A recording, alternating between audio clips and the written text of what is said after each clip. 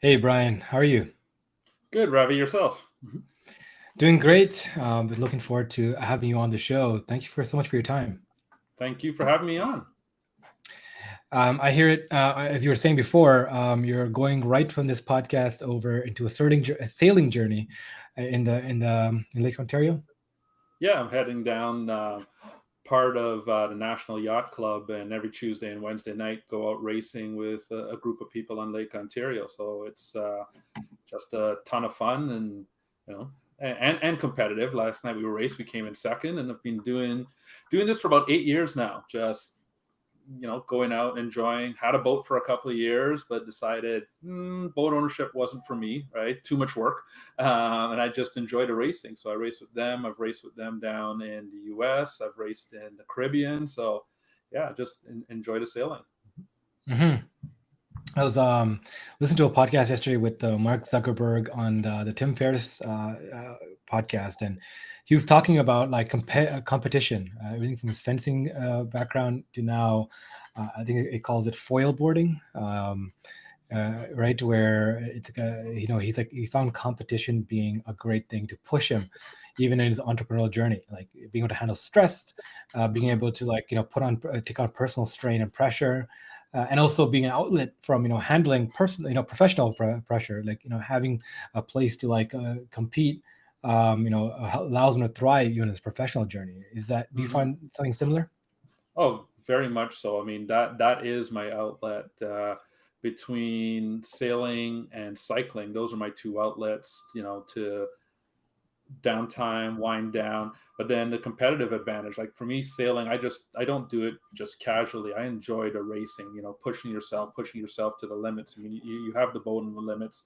I was in a 600 nautical mile race out of Antigua, which was 4 days in the open ocean, right, and 30 knot winds, and 30 to 60-foot swells of water, right, and so you're just pushing yourself to see what you can endure, because you're going 24 hours, like you're 3 hours on deck, 3 hours below deck. So that pushing myself in competition keeps you sharp, right, Mhm. and as a good outlet too as well. Yeah. Talking about getting into the sport, like, and how that has affected you. um, you know, I want to tie this into your background a little bit. You mentioned racing as a sport for quite a bit now, and how it's still influential in your life. Has it led to anything within your professional career? Like, like you play golf and you run across somebody that becomes like a professional contact, or becomes like a place for like networking. Like, do you use that as a mix between your professional and personal life? Do you blend it, or do you keep it completely separate? I would say keep it separate, but it's not. I wouldn't say it's necessarily the same way as golf, right? Mm. With golf, I mean, I still golf now. It's usually like once or twice a year, because back in when I started sailing about 8 years ago, it was a choice, right? Either go out golfing or go out sailing, right? Because both are sports that take a bit of time. You just don't run out and do it quickly. Um, but it helps to extend your professional network a little bit, but I find golfing is still more for that. For me, Mm. it's more um, inspiring, like how it ties in today. When I talk to other people that look like me, other Black people, there's not a lot of people in the sport of sailing, right? And people think, oh, this is so tough to get into. You've got to be in the ultra wealthy to be able to do that. And I just let people know it's open. There's so many different yacht clubs in Ontario. You can sign up a lot of times for free to go on. People are always looking for crew. So to me, I use it, I guess, again, one as a personal outlet, and then just as a source of inspiration for others, saying, things that you've dreamed of, you can do, and just go after it. Yeah, and I really appreciate you, opening up about this, because absolutely, I mean, being members of the BIPOC community and having to deal with this, like, being brown. I was mentioning this, like, being a brown immigrant, like almost every single person in my community has no experience on a boat, Yep. In fact, we associate being in a boat with being a low status refugee who escaped, a tremendous situation and came across, who couldn't Right. afford the airfare, came by boat. So like there's this negative connotativity about, of the ocean and infiltrating. There's a lot of people in our community who can't even swim, Hmm. who don't even go in there. So I was fortunate that one of my dad's best friend growing up, as I was mentioning, had like a boat in Pennsylvania, and I got exposure to that. And Right.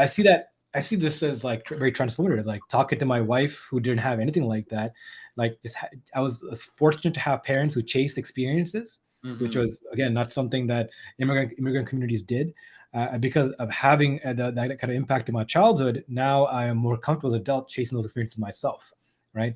Uh, you know, Going out and going into places where generally people who look like us don't participate in. So I love to tie this into your own professional career, going into Black Tech Capital, like how how important it is for like especially minorities who kind of are in these places where we can experience these situations Hmm. and become the bridges, the middle ground we have to play between interacting with our community and the existing community as and like our place within that. So have you ever felt like you're playing a tug of war between your identities? I wouldn't say so much of a tug of war. I mean, it's more um, growing up for me. It was, I lived in a more immigrant community in Flemington Park in Toronto, right? So it was a Yeah. highly immigrant community at the beginning, and then we moved when I went into high school. But my mom sent us outside of the area to go to school, right? So, Mhm. I mean, good and bad. Bad is you're not with people in your community. The good, it gave me exposure to others, like yourself. At that time, now I was associated with friends because I was, school was in a wealthier area that had pools, that had saunas in their house, things like that. So to me, it made me more comfortable going after these experiences versus if I was just within my own community, not being able to see it. And so now in my life, when I talk to people, yeah, I love to brag about what I'm doing and this amazing sailing races, but I also am aware that I'm a role model at the same time, right? Mm. For others in that BIPOC community to see, hey, this is possible, right? As I said earlier, everyone sort of assumes that sailing is something for the ultra rich. Well, most of the people doing it are not there. They're just regular middle class, um, people that own boats and stuff. Yes, you have the ultra wealthy, when I was down in Antigua, there were boats there. That one boat, the guy had his own carpenter on board because the teak needed constant maintenance on this 300-foot sailing yacht. But a lot of the boats around Lake Ontario, you can join into a club for a minimal amount of money. So to me, it's about inspiring others to see what's possible. And it's the same thing I take, on with BlackTech Capital, as an underrepresented funder, right? I want to show others that it's possible to get into these spaces and do the things that you didn't think was possible just by showing there is a way, right? Yeah.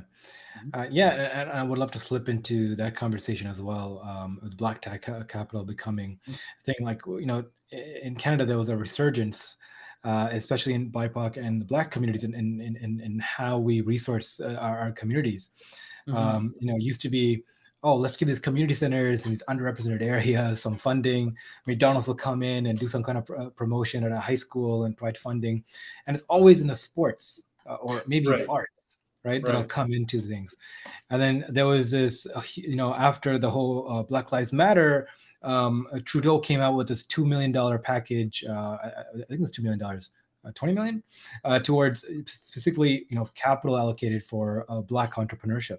Mhm. And then that's seemed to spark a continent-wide race on how we can fulfill this void in both the BIPOC and even more narrow in the Black communities, of how we can inspire, not just inspire, but resource entrepreneurship. Entrepreneurship has always been an activity that's societal led. It's like it's almost Right. like it takes a village to raise a child. It takes a community to raise a startup. Mhm. So for our founder, being able to tap into knowledge sources within the family, within friends, within their networks has a phenomenal difference in their survival rate. And coming oftentimes from from I wouldn't say impoverished areas, but underrepresented areas. Flemo Mm-hmm. Park is notorious within Scarborough and North York region, right Mm-hmm. at the border, especially back in the 90s, on being under resourced. And so coming from that kind of idea set, I've also seen the flip side of people who have, who have quote unquote made it, or in the top percentile, looking back and saying, being a differentiated support makes it cheapens our experience, right? Mm-hmm. It's like, if we have capital allocated just for Black founders, am I getting it because my idea is good, or because I hit a check mark? If I'm part of a radical, a racialized community, and I get that, the funding check, I've talked to, I've talked to like entrepreneurs who are, who came as refugees, and there's two sets, Mm-hmm. right? The ones who got nothing from their communities, from their experiences, then like the ones that came from Syria recently, and the entire Canadian economy was opened up to them, from resourcing support to living Right. situation, right? So there are these curves that happen depending on where our society kind of stands and resourcing and support. But again, it goes to fulfill that thing, like, how do we, resource communities without necessarily making people feel like they had a checkbox? I mean, the way I put it, so what if you hit a checkbox, Mm, right? It's really what you do with it, right? I mean, like you said for yourself, you had the advantage of going to your friend's dad's boathouse, right? You saw what was possible, right? My mom sent me to schools in neighborhoods outside of where I was going. I saw what was possible, right? So, in the underrepresented communities, the BIPOC communities, we don't have the generational wealth, right? There isn't the money to go, hey dad, hey mom, can you support me while I create this startup and fund it for the next little bit till it hits traction and starts making some revenue, and then I can get big enough to start attracting some different VC dollars. That's not there, right? mm, So where do you start, right? To me, it's where the shame comes in would be more if somebody gets that, so you hit the checkbox, you get that initial funding, you get the opportunity to get it started. If you squander it, that's the shame, right? To me, if you gave up on this great opportunity that was in front of you and you didn't do something with it, not saying that you're because your business failed, right? Businesses fail all the time, startups fail all the time. I've had 5 different companies, 2 are really successful, 3 crashed, right? It's part of business, right? But you look at what did they do? Did they really try to make something out of that money? Did they try to do something with it? So, it's like going over that conversation of did I hit the checkbox, get past it, move on to what am I going to do with this opportunity that got handed to me, regardless of how it got handed to me.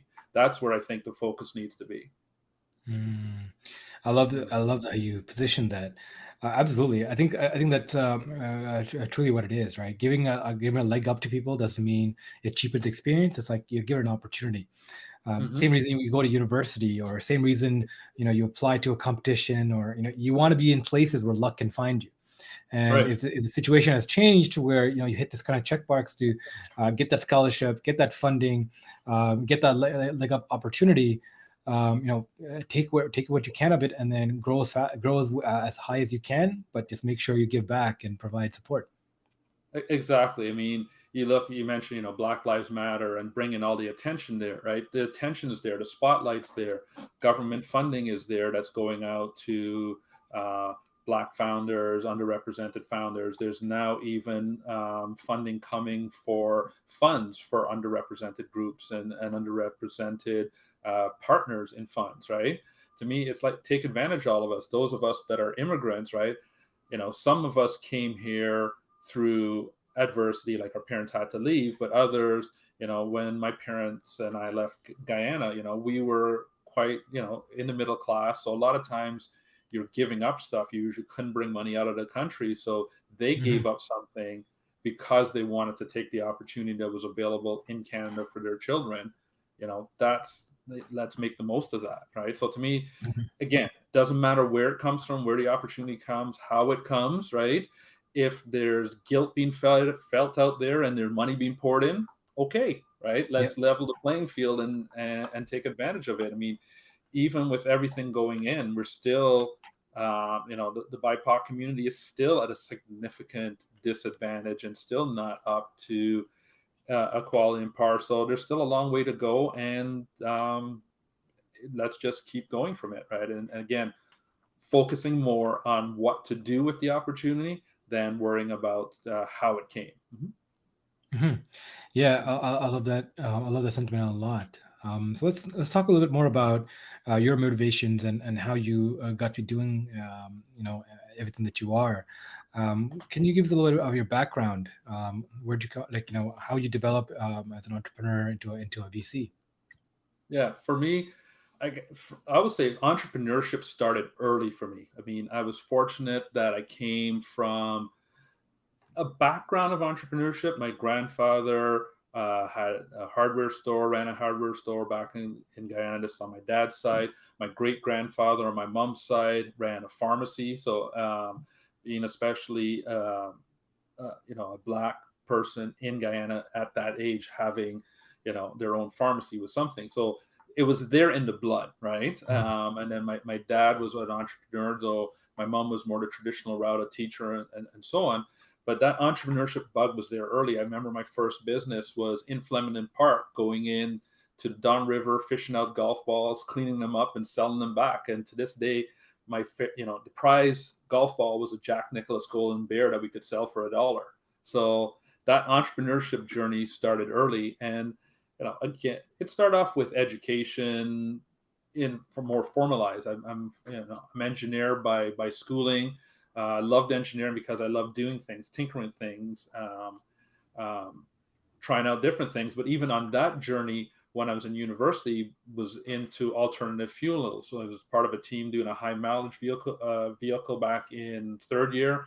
Fourth year, we were doing a natural gas vehicle competition that we're competing against 23 other universities, 20 in the US, 3 Canadian universities. So that started off, but which then led into my corporate career. So I did first part of stint in the corporate world in the energy sector, but then spun off from that back into creating my own businesses again. And again, the focus in the energy sector and morphing more into sustainability and clean tech as time went on. Just that's where I saw the future. That's where I saw things going back again, even to I said in university when I saw looking at alternative energy. To me, we have to plan for the future. We have to look at what's different because the climate challenge is massive, right? And it needs to start somewhere. And then along that journey, back in 2020, is when I said, okay, I've got my business Enlighten. We're working with companies, we're helping them look at sustainability initiatives, but how do I amplify that impact? How do we make a bigger difference? And that's when I launched BlackTech Capital, because I was seeing I want to make a difference for on a larger scale. I want to make a difference for other Black entrepreneurs, other underrepresented entrepreneurs, in terms of giving them opportunities that I didn't have. I mean, I look at when I was on to my second business, we had a few $1 million in revenue, we had a decent sized staff, and it was tough to even get funding from the banks, right? They wouldn't touch me. So I wanted to see what could I do to make that journey easier. And again, not just from a financial perspective, from an educational perspective as well. Put on from my mom's side, helping teach people what's out there, what the opportunities are, what's the different financial vehicles as a founder that you can go after in different ways. So I wanted to do that. And I wanted to do it in an area where I had the expertise, which is on that clean tech sector, because it's something that needs that immediate attention. And we need solutions from everyone, not just a small select group. I love that kind of sentiment again. You're coming from this kind of position. It's like, okay, how can I give back? How can I provide support into this industry, emerging industry that's going to come back and benefit a wider array of society. Mm-hmm. Let's talk about a little bit about the challenges that running a clean tech fund for, especially providing for Black founders in the clean tech industry support through venture capital, right? So one of the key problems with venture that entrepreneurs see, that investors realize, is the idea of deal flow, right? Hmm. Oftentimes companies like VC firms talk to it's almost 1,000 to 1. You meet with 1,000 meetings to get that one really good deal, because Hmm. the idea is that you really want to find, why, the unicorns, it's rare finds. Not only because they're going to blossom into this huge blowing company, but they stand out amongst the crowd, not in just terms of idea, but execution capability, right? Team is there, the knowledge capital is there, some Hmm. kind of unfair advantage. So the idea is to find a wide array of a potential and whittle it down to the best of the best at some point. When you Hmm. focus on something as niche as climate change and clean tech, especially, where there's historically, still an undervalued amount of companies, not because it's a need, but because it's a very resource rich base. You got to come with the knowledge, you got to come with some kind of IP, some kind of a potential experience, right, in the field. And when you whittle it even further to Black entrepreneurship, right? How do you seed and discover deal flow in this environment? Like, how does it, can you explain to us a little bit more about how that industry looks like? So for me, I mean, I guess I've come at it a couple of different ways. One is the clean tech industry. It was starting off really coming into its own a bit back in 2008, 2009, and then the market collapse. It was one of the things that suffered out of that. Now you're in a time here where we've run out of time, right? We've got to do something, right? So there's more and more people are coming aware of that and putting in solutions. On the other side of it too, in Canada, we've been ahead of the curve on the clean tech front, right? There's a clean tech 100 list that comes out every year, and Canada's number 2 on that list, right? There's like the top 100. Canada's got 13 companies on the list for 2022. We're behind the United States, which is, produce more, but we're ahead of the UK, we're ahead of France, we're Mm. ahead of Germany. So there is a environment inside of Canada, which I think comes out from a lot of our educational institutions, research institutions, that sort of bolster and support clean tech initiatives in general. So there's a good climate for clean tech companies in Canada to start with. Now, when I start looking into, the Black community, the underrepresented communities for particular companies, one, let me put away like a misnomer. Most venture capitalists are not looking for that unicorn, right? We're looking for great companies that can scale and grow, period, right? We're looking for them to prosper. Yes, they will need to stand out from those around, because you've got people that have invested into your fund. You need to do a return for those investors. But that, the notion of looking for unicorns is sexy in the media, but the Mm. reality is, for most venture, we're not looking there. Yes, of course, we all hope to find that unicorn, but that's not the focus, right? The focus is on finding those great companies. So when I look in the underrepresented community, when I look in the Black community, there are those that are working on clean tech initiatives. But since they've been passed over in the past, I find that a lot of their development, whether it be hardware, software, is a lot further along. So I say I get to pick some of the best of the best, because they've had to prove themselves. They haven't had the funding, they haven't had the support earlier on necessarily. So they've had to make sure that their businesses are successful and starting to go somewhere. So to me, by looking into these communities, I get to sort of go after some of the cream already, because they've been proven something. Then I'm very much partnered with a lot of accelerators. I'm part of, a clean tech entrepreneur in resident for the Hall Tech Regional Innovation Center. Part of Ryerson University, I guess it's Toronto Metropolitan University now, entrepreneur in residence with them there. Part of the Black Founders Network at the University of Toronto, Mentor and Founder Institute, Techstars, coast to coast, across Canada and into the US as well.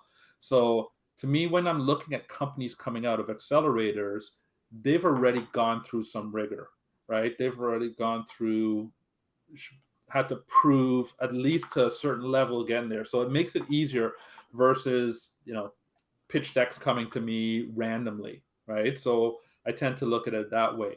Again, because we're investing at the early stages, that pre-seed, early seed level, a lot of it you're banking on the founder themselves. What are they able to do? What are they able to learn? So we take on the role of strategic partnerships with these founders early on and start mentoring them, advising them, and seeing how they develop as a founder before we even consider an investment. So I look at the founder first, and then I look at the idea. I have my own expertise, but I also have partnerships with the engineering department, University of Toronto, engineering department at Howard University in the US, where we use them as advisors to do another level of technical due diligence. And because we're in the clean tech space, I'm not only looking for good investment opportunities, I'm looking for those companies that can make a big environmental impact, right? What can they do? Like one of the first company we invested in is a carbon capture company. They start off with a goal of how to remove a gigaton of CO2 out of the atmosphere each year.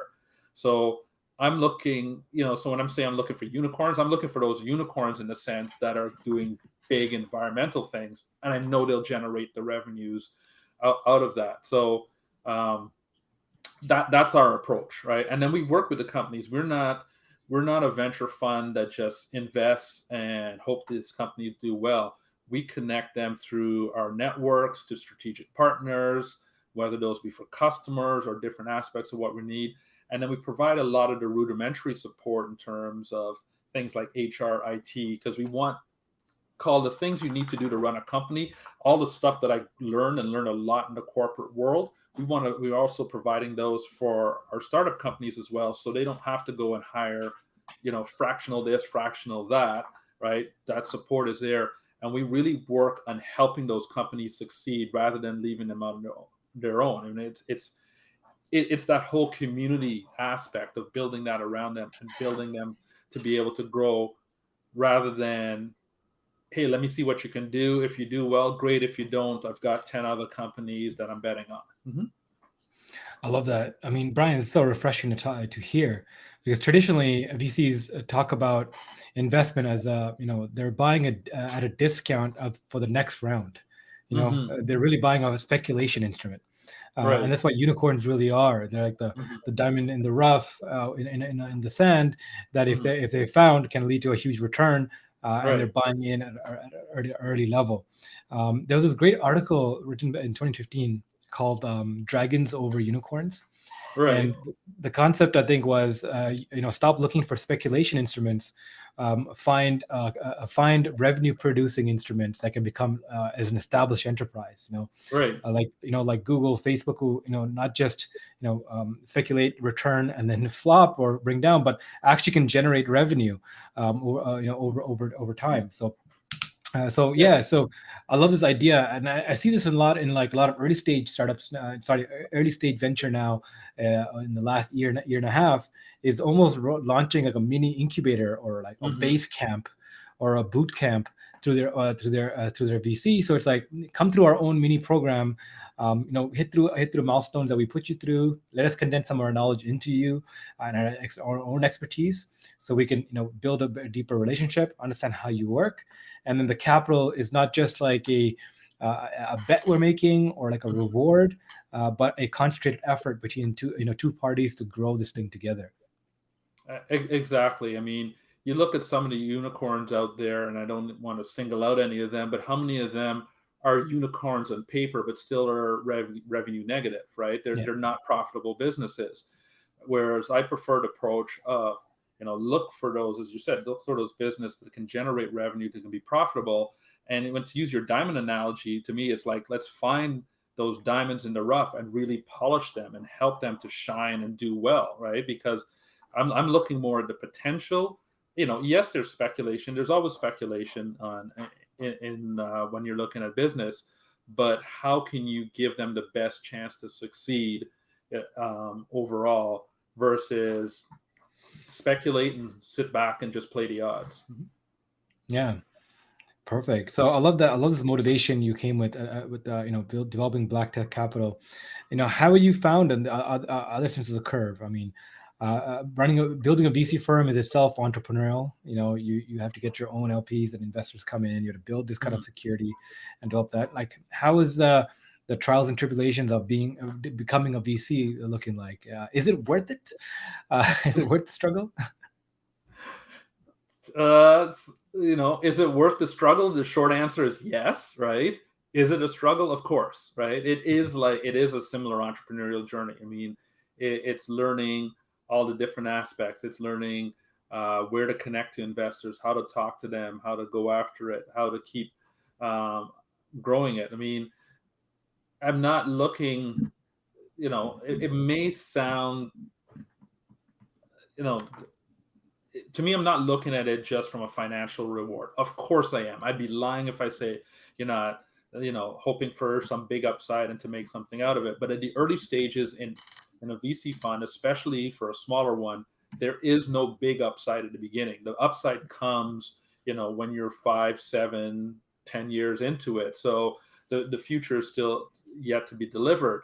But to me, it really did start from a place of how can I give back to the community? How can I make a difference? How can I build it? I mean, and I love the part I loved about as an entrepreneur was always the building stage, right? I love building up the companies, getting them to a certain size, and then selling them off, right? I'm not a fan of operating them forever, right? That's not my thing, right? I don't do it day out. I prefer the different challenges. So for me, what I love about the VC world, and especially the way we're doing it, I get to be a part of a whole bunch of different companies. So I get to be, clean tech is a broad area. I get to look at carbon capture, EV, batteries, ag tech, aqua technology, sensor technology, um, so many different things, and I get to help grow all these different companies. That for me, it's an exciting thing. Every day is a different thing to work with. I love the part of working with the entrepreneurs, right? And helping them to see things differently based on my 30 plus years of experience in the energy industry, and 20 plus years as an entrepreneur, right? I get to help them direct and guide them where they're going, and hopefully help them avoid some of the pitfalls that I went through. And I enjoy that part. So for me, that's the part that's 100% worth it. And the financial side, I think it's coming. I should say think. I know it's coming. So it'll be there. Yeah. Mhm. Um, how's the journey been different?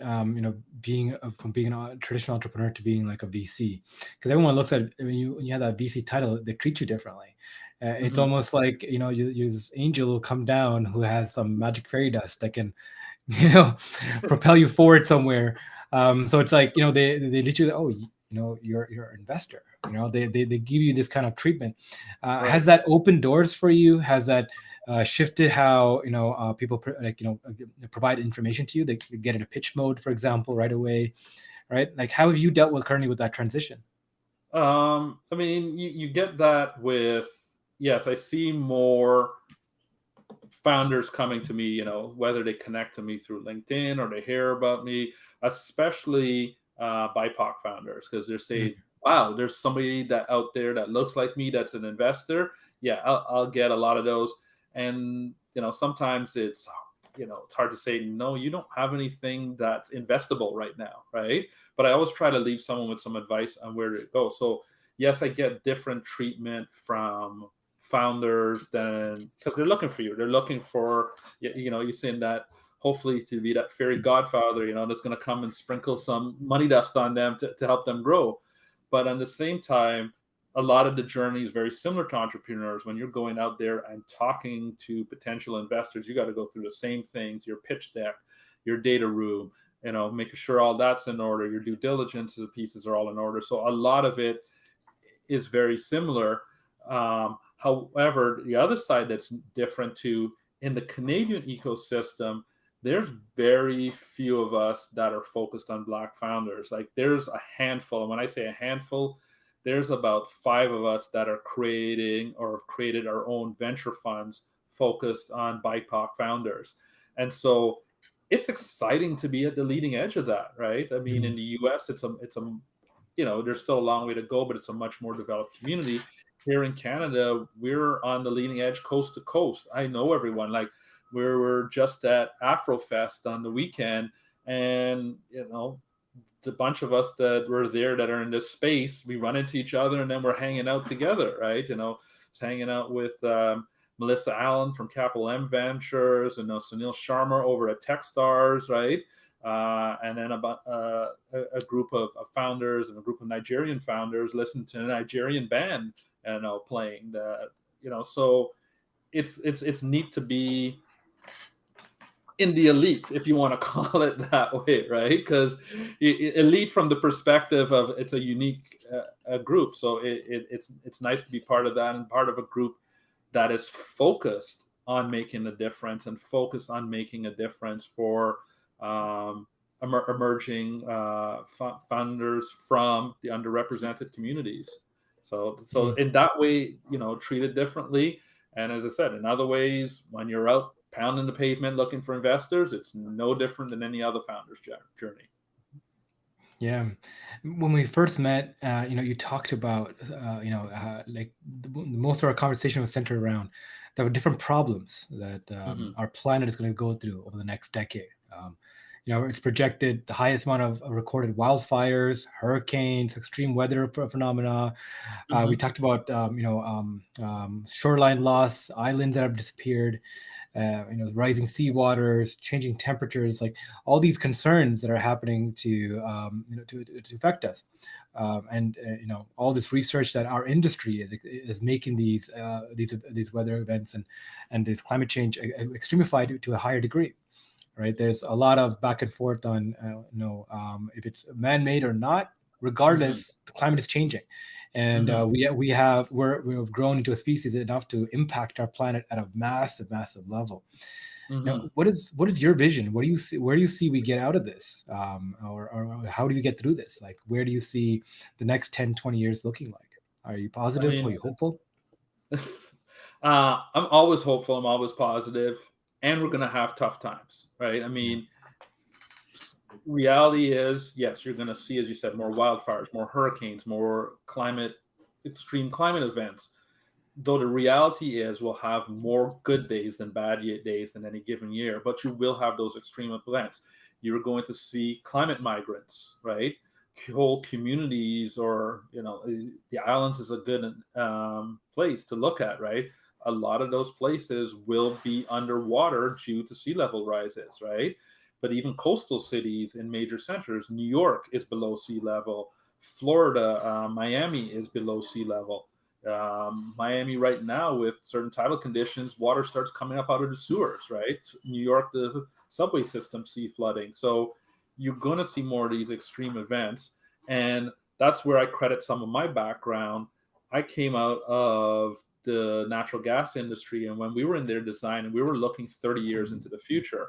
So when I'm looking on the Cleantech perspective, yes, this venture fund one, is a 10-year fund, but we're looking at creating multiple funds because the horizon that I'm looking at is 20, 30, 40 years into the future. Right? And I said, I credit, that's where some of my expertise and skill set come in. I have that ability to look that far into the future, where it's very difficult for some people. But that's how we have to look at things as, okay, when I'm looking at an initiative now, I'm not looking something, if I was looking in the, fintech sector for investment, I'm looking at something that's boom, I can start doing something, start solving stuff right now. When I'm looking at the clean tech, yes, I'm going to look at some solutions that are going to solve stuff now, but I'm looking at those that can solve stuff 10, 15 years into the future and start reversing what we've done as a species. I mean, to what you're saying before, I don't think there's any doubt that as these impacts from humankind, that we've done this to ourselves. We've amplified what's going on, right? Where people, I think, get hung up is, where do we solve it? It's so Mm. massive, it's so big, right? How do you get your head around it?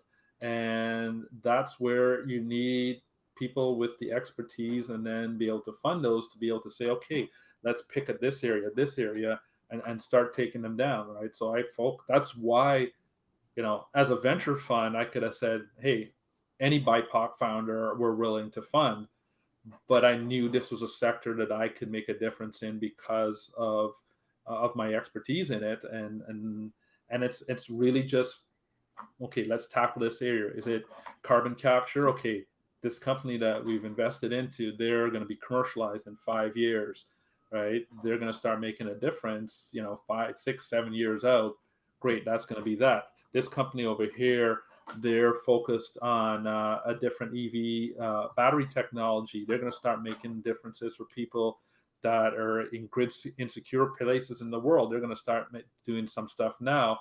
But how does that company grow and develop to develop over a global scale? Where does that happen when different areas get impacted? So it's a global problem, and I mean that's one of those things I love about being in Canada, being a smaller size, and we've always had to focus on our clean tech initiatives that we have to export them.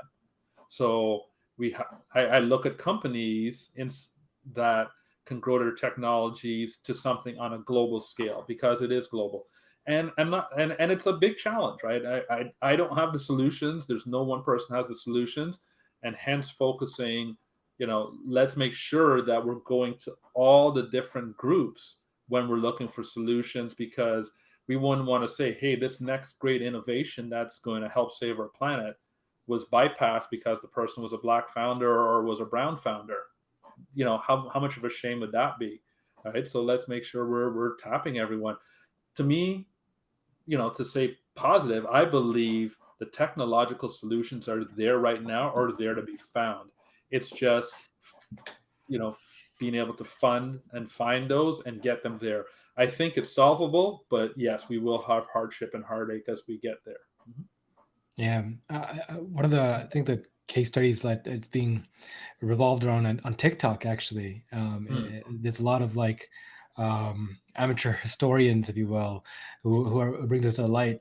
I mean, one of the things that like led to previous to the European age of colonization. Mm-hmm. And the dark, right after the Gothic period. So there's this period in Europe where like society was thriving. They were building these massive megalithic cathedrals, and we see them like construction stopped, halted halfway. Like there were cathedrals found with like literally everything, tools and everything was dropped, almost like something climatic happened. And what we have seen is that there was actually an Icelandic volcano that erupted. And covered Europe, most of Europe, and a little bit of South Asia, in almost a cloud for 1.5 years, bringing down average temperatures by a few degrees, freezing crops. It was like the period of everlasting winter. I think one of the inspirations for like the Game of Thrones series, like the winter is coming, right? Yeah. And what happened is 50% of that affected region, people died, starved. Like it went from like height of civilization, the Gothic period, to like everyone died off. And that's how the bubonic plague spread, because all the death that occurred and all the starvation and all that kind of stuff, the rats came in, brought the plagues that was already being developed in Asia, came into Europe. Right, and it spread the bubonic plague that created that issue. And one of the main reasons why Europeans were pushed into Africa and started the age of colonization was Europe itself went through this climatic event that created climate refugees, and they realized, you know what, let's explore other options and other places and find more resources. So it led to this catastrophic kind of change in society and global prosperity, and it changed how we structure ourselves as a society. And so we often talk about climate as being this consistent thing, because it's like, what do you mean? Like, it's always been like this, but no, there's always been events that throughout our history. We just don't look in a long tail of history. We look at 50-year, 5-year increments of election cycles, right? And economic cycles. But if you look fast enough, like we have gone through these things even in our recent history. So like, understanding that, we are as a species part of a complex environment, and the complexity changes, even a few degrees can shift, downstream effects on our society. We think of ourselves as masters of our planet, where we're not there yet. So I love that people like you are thinking about this, are aiding and abetting those that are building the next set of features that can implement better processes. And I think there's a concentrated effort and a need, especially from the newer generation, who are understanding that these solutions has to be in place because the problems are Mhm. gonna happen, right? So I think we're entering this age of not of like I'm missing the word for this, but Mhm. where we're actually thinking about like how do we not just get preemptive, but how do we survive and build systems that can get through this. We're Right. paying for the past crimes of past generations, if you will, but it's inevitable. Someone has to do it. Yeah, I mean, someone has to do it, and where have we changed from the past? I mean, you talk about different things have affected us through humankind. We've had ice ages, we've had you know droughts, plagues. Um, the Black Death wiping out half of Europe's population. From a disease. But you look at the pandemic we just went through. You know, technology is advanced to such a level that without that technology in place, right, and that knowledge that we've spread, the impact of this pandemic would have been way higher, right, and a much more devastating effect. So we've gone from where we've been a species relying just on material things to more relying on knowledge. And that knowledge base keeps growing, and that way to share it around the world. And hence back, I keep going back to my message of not excluding everyone, right? Not excluding anyone, I should say.